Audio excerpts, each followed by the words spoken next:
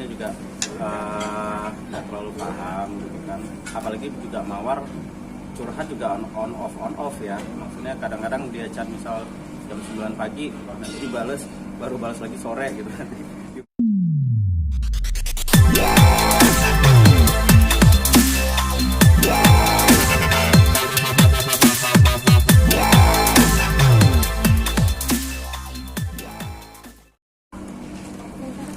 Dari ya sebagai temennya Mawar nih, mungkin pertama kali curhatan Kalau pertama kali dengerin curhat sih aku maksudnya lebih kepada ya mendengarkan aja sih ya, maksudnya kronologisnya juga nggak terlalu paham gitu kan. Apalagi juga Mawar curhat juga on off ya, maksudnya kadang-kadang dia chat misal jam 9 pagi, nanti baru balas lagi sore gitu, nanti dibalas lagi baru chat lagi nanti subuh gitu kan. Kalau misalkan ditanya ya kadang-kadang maksudnya ya masih sibuk dengan kerjaan rumah lah, itu sih yang aku tahu gitu ya. Makanya kadang-kadang suka on off, tahu-tahu nanti dia mau hubungi lagi di jam berapa gitu. Jadi kalau jelasnya sih, komplitnya sih justru baru tahu akhir-akhir ini sih, belakangan gitu ya. Nah emang ini ya sih, maksudnya kalau ngobrol itu yang berlangsung panjang juga nggak pernah sih.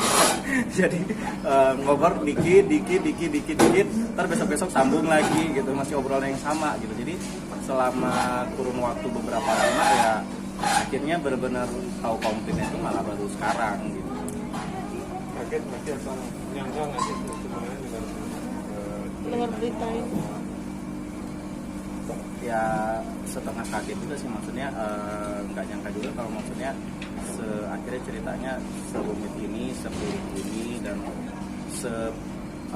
sepanjang inilah untungnya. Mungkin saat curhat itu ada hubungan tentang suaminya, bagaimana sih? Ya sedikit banyaknya ada lah ya, maksudnya biasalah ya kalau orang curhat biasanya ada objek atau subjek yang disampaikan, otomatis ya pasti ada nyerempet ke situ juga sih gitu. Ya Kalau soal ini babysitter juga? nggak ada. Jadi kalau yang soal babysitter itu malah tahunya malah baru begitu tiba-tiba ngok gitu beritanya. Oh gitu. Jujur sih kemarin itu juga sempat lihat story-nya Mawar yang yang kirain terjadi di Hollywood juga gini babysitter. Aku sih maksudnya jadi si Mawar ngomongin apaan sih gitu. Ternyata begitu besok kayak tiba-tiba beritanya keluar. Oh jadi maksudnya si Mawar itu ini. Emang sebenarnya lebih kalau Mawar sih sebenarnya kalau curhat itu lebih ke ini sih ya, bukan yang bukan yang langsung cerita dibuka semua gitu juga enggak gitu, tapi lebih ke apa yang dia rasain pada saat itu sih, lebih ke situnya aja. Tapi kalau kronologisnya seperti apa dia masih nyimpan juga sebenarnya. Tapi setelah berita ini mencuat ke media gitu Mas, dari Mbak Mawarnya sendiri ada cerita nggak sih ke teman-teman gitu?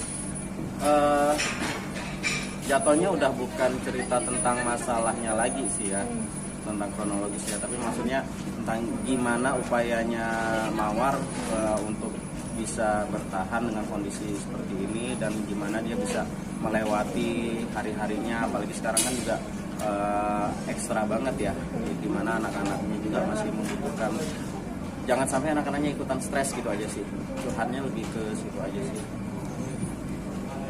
dari kan ada katanya suaminya ini mungkin memilih istri yang patuh, mungkin melakukan dari sendiri sebagai seperti apa kita ada teman-teman. Ya masalah patuh nggak patuh mah karena kita nggak pernah ada di dalamnya ya Mas ya. Jadi kita juga nggak tahu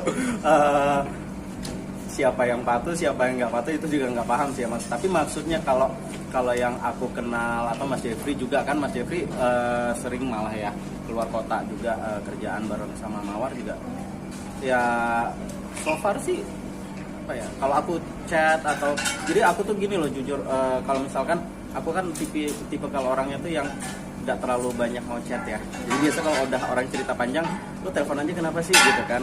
Selalu yang dia bilang nggak bisa, anak gua belum tidur, anak gua baru mau tidur gitu kan. Nanti tahu-tahu paling mentok-mentok ngirimin voice note, bisik kayak begitu gitu kan. Nah kalau keluar kota pun emang nggak bisa lama-lama juga ya Mas ya. Kalau bisa sih pulang hari. Kalau bisa sih pulang hari ya. Gitu, jadi emang pokoknya sampai aku tuh pernah bilang sama Mawar, lu mah tidurnya kayak kucing gua gitu. Tidur cuma sejam 2 jam, bangun lagi masak buat anaknya apa segala macam gitu. Jadi kalau misalkan dibilang patuh nggak patuh ya mungkin yang lebih tepatnya orang yang ada di dalam rumah tangganya yang paham ya.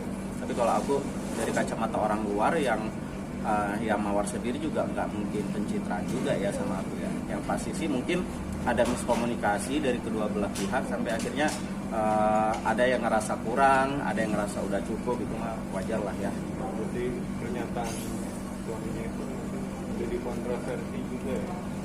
Pastinya kontroversi dan pastinya yang paling tahu ya cuma mereka berdua sih. Mas sempat kontak lagi dengan Mawar setelah viral ini? Yang pasti cuman hari ini aja yang nggak sempet kontak karena emang hari ini agak-agak lumayan padat banget gitu kan.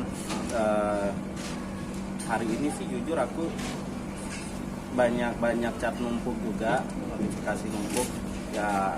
Chat yang aku buka hari ini tuh cuman yang berhubungan sama ini doang sih, sama acara hari ini nikahannya Mas Rizal gitu. Cuman chat sama Mas Devi juga karena Mas Devi WO nya juga. Jadi chat yang lain sih belum ada apa juga sih. Cuman kayaknya notifikasi di chat sih tadi ada sempet kebaca. Jadi cuman Pesannya nih Mas buat Mbak Mawar itu ya keep strong aja gitu kan. Apapun yang lu rasa lu udah pernah ngelakuinnya ya diteruskan aja. Terus kalau misalkan apapun yang misalkan yang menurut lu baik buat lu, baik buat anak-anak lu, ya pertahankan aja. Tapi yang jelas sih sebisa mungkin jangan sampai menimbulkan hal-hal yang lebih rumit lagi gitu kan. Karena aku juga jujur kasihannya nggak cuma ke Mawarnya doang, tapi lebih ke anak-anaknya aja.